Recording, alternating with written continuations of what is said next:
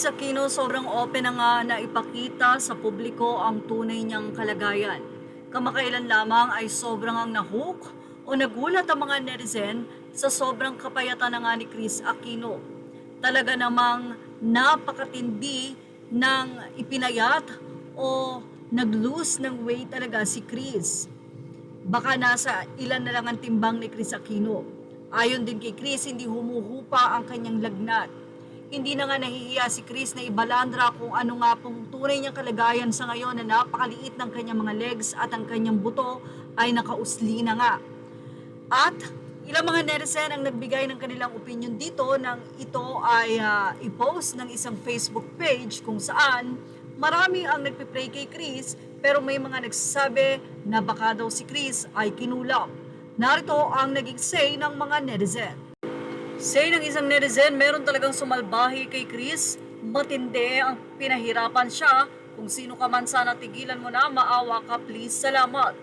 Narito naman ang ibinahagi pa ng isang netizen. Aniya, kulam yan. Kulam na unti-unting binawasan ang katawan niya. Ang tawag niyan sa Bisaya, laygay na kulam. Hindi ka agad mamamatay pero pagtitiisan ng isang tao ang laygay na kulam.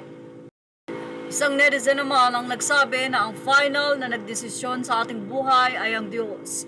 Ang mga doktor ay mga remedy lamang ang maiaambag nila. Magdasal ka ng tiim-tim, direkta sa Kanya, huwag kang humarap sa mga ribulto habang ikaw ay magdarasal at wala ka ng marami pang sasabihin kundi pagalingin mo ako, Ama. Panginoon lang ang nakakaalam, say naman ng isang netizen. Yan nga ang mga naging pahayag ng mga netizen matapos nga ang ilang taon na paghihirap ni Chris Aquino sa kanyang sakit. Napaka-open ni Chris Aquino ngayon sa kanyang nararamdaman.